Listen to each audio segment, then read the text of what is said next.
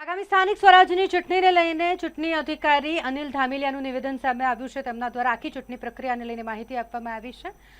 તેમના જણાવ્યા અનુસાર આવતીકાલથી જે ઈવીએમ મશીન છે તેના ડિસ્પેચિંગની કામગીરી કરવામાં આવશે।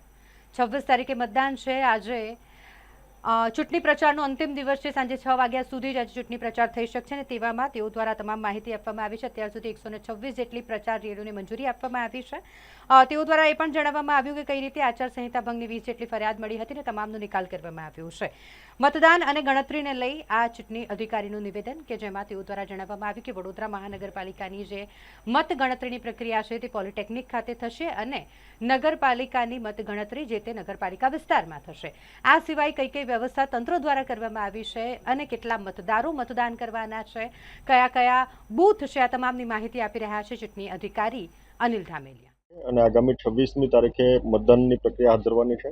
ત્યારે તાલુકા પંચાયત, જિલ્લા પંચાયત અને મહાનગરપાલિકા અને નગરપાલિકા આ તમામની વડોદરા જિલ્લા અને શહેરમાં ચૂંટણી થવા જઈ રહી છે।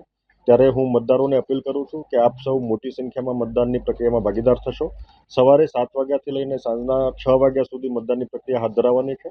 આમની અંદર આપણા ખાસ કરીને તાલુકા પંચાયત અને જિલ્લા પંચાયત એમની અંદર આપણે એક મતદાન કરવાનું છે, જ્યારે નગરપાલિકા અને મહાનગરપાલિકામાં આપણે 4 મતદાન કરવાના છે। એટલે આપણા ઈવીએમની અંદર આપણે 4 બટન દબાવીને પછી રજીસ્ટરનું બટન દબાવવાનું છે। એ બાબત ધ્યાનમાં રાખીને આપણે મતદાન કરીશું।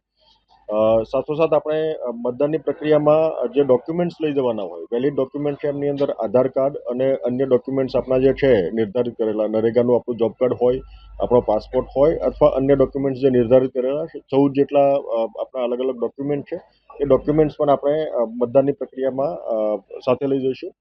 મતદાર યાદીમાં નામ આપનું ચકાસી લેજો।